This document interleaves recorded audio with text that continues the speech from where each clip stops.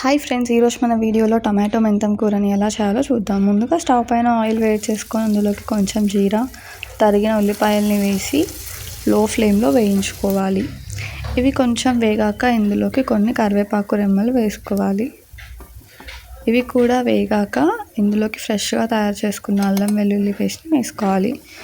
ఇది ఫ్రెష్గా తయారు చేసుకోవడం వల్ల కర్రీ మరింత టేస్టీగా వస్తుంది. ఇది కొంచెం వేగాక ఇందులోకి చిటికెడు పసుపుని వేసి కలుపుకోవాలి.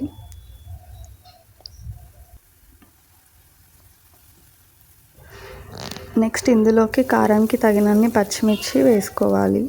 ఇవి కొంచెం వేగాక మెంతం కూరని వేసి కొద్దిసేపు వేయించుకోవాలి.